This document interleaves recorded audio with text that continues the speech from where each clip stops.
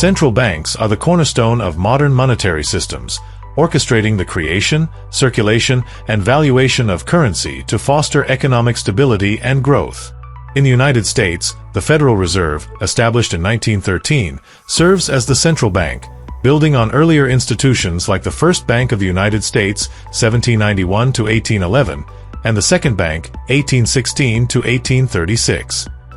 Globally, central banks such as the Bank of England and the European Central Bank play analogous roles, ensuring currency reliability in an interconnected world. This essay provides a comprehensive, accessible, and unbiased exploration of central banks, detailing their purpose, historical evolution, modern operations, and critical role in stabilizing currencies.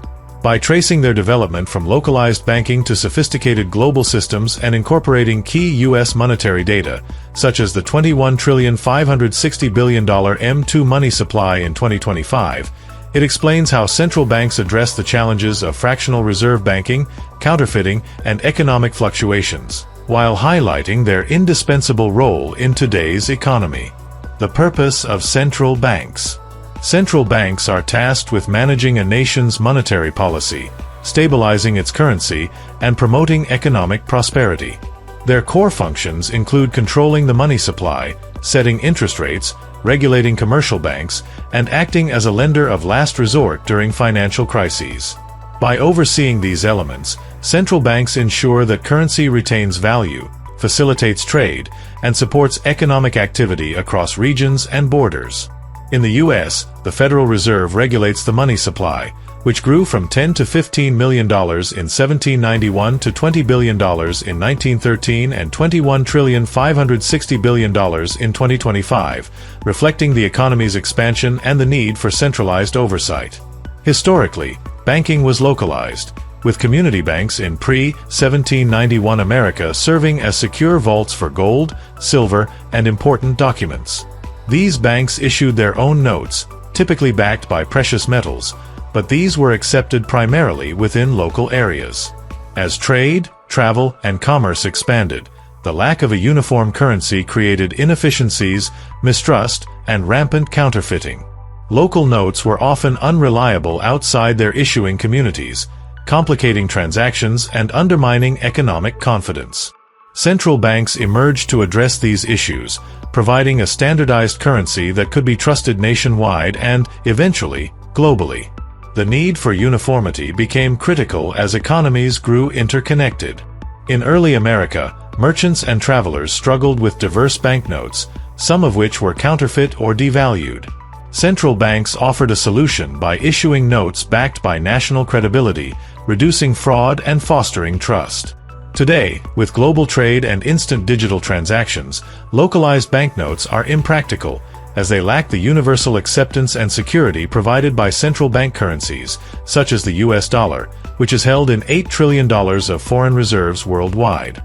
Historical evolution of central banks in the U.S. The U.S. monetary system has evolved significantly since its inception.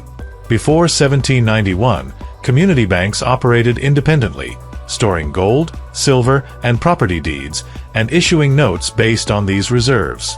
Lending was limited, often tied to trade or land speculation, as many Americans homesteaded without loans.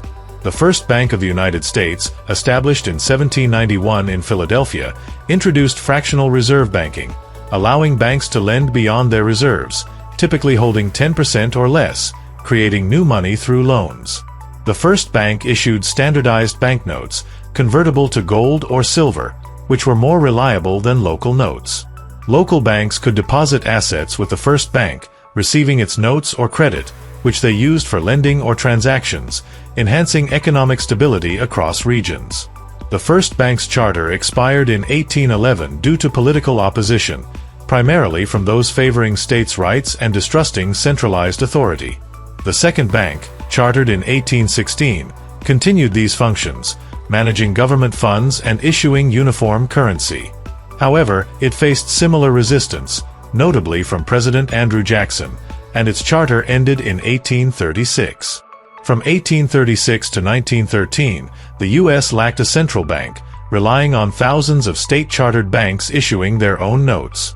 This led to widespread counterfeiting, inconsistent valuations, and financial panics, underscoring the need for centralized coordination.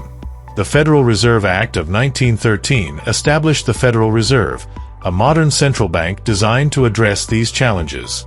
It standardized currency with Federal Reserve notes, regulated banks, and managed the money supply, which was $20 billion in 1913. The Fed's creation marked a shift from decentralized chaos to a cohesive system, ensuring currency reliability and economic stability. Globally, central banks like the Bank of England, founded in 1694, and the European Central Bank, established in 1998, followed similar trajectories, transitioning from localized systems to centralized frameworks to support expanding economies. Modern operations of central banks. Today, the Federal Reserve operates a sophisticated system to manage the U.S. monetary framework. Commercial banks, whether local, national, or international, accept deposits in the form of digital or physical currency and report these to the Fed through electronic systems, such as reserve accounts.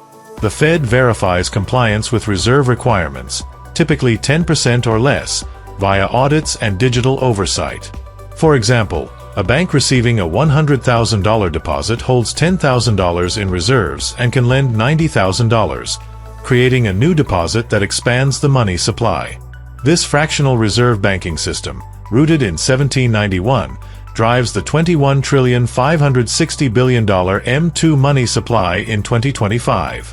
The Federal Reserve supplies physical currency, printed by the U.S. Treasury's Bureau of Engraving and Printing, to banks based on demand for cash withdrawals and transactions. The Treasury's Secret Service combats counterfeiting, ensuring the dollar's integrity, a critical function given the dollar's role in global trade. National and international banks, such as J.P. Morgan Chase or HSBC, hold reserves with the Fed, enabling them to lend across regions or countries. For instance, a global bank might allocate more loans to high-growth areas like technology hubs, leveraging centralized reserves to meet local demand while adhering to Fed regulations. The Fed also manages monetary policy through interest rates and open market operations. In 2025, interest rates ranged from 4.75% to 5%, influencing borrowing costs. By buying U.S. Treasury bonds, the Fed injects money into the economy, crediting bank reserves, which supports the $45,500 billion federal debt and $1,900 billion deficit in 2024. These purchases stabilize bond markets, preventing sell-offs and maintaining currency value. Stabilizing currency and economic impact. Central banks stabilize currency by controlling the money supply and interest rates, balancing economic growth with price stability. The Federal Reserve's bond purchases and rate adjustments prevent inflation spikes or economic slowdowns. Without central banks, the pre-1913 era's chaos of local banknotes would persist, with counterfeiting and mistrust hindering trade.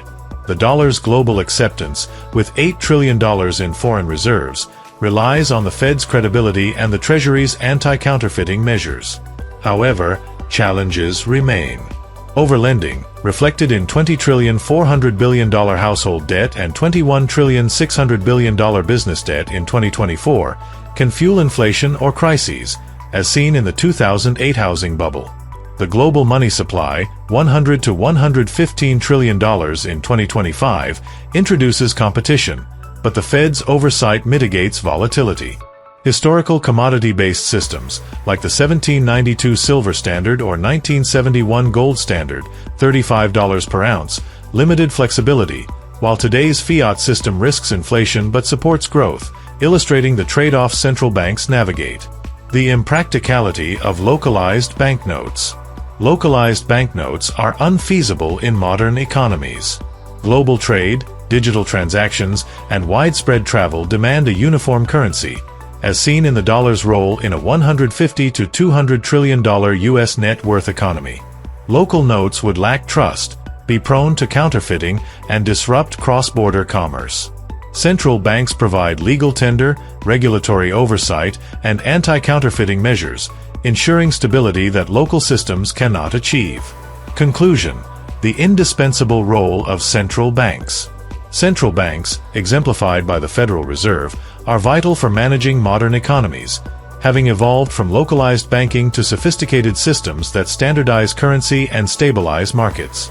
From the first bank's 1791 efforts to unify a fragmented system to the Fed's regulation of a $21,560 billion money supply, central banks address the complexities of fractional reserve banking, global trade, and economic fluctuations. They balance growth and stability, managing debt, counterfeiting, and currency value in a world where local notes are obsolete. While no system is perfect, facing risks like inflation or inequality, central banks remain indispensable, providing the framework for economic resilience and prosperity. Their ability to adapt, as seen in transitions from gold standards to fiat systems, ensures their relevance in an interconnected global economy, fostering trust and stability for future generations.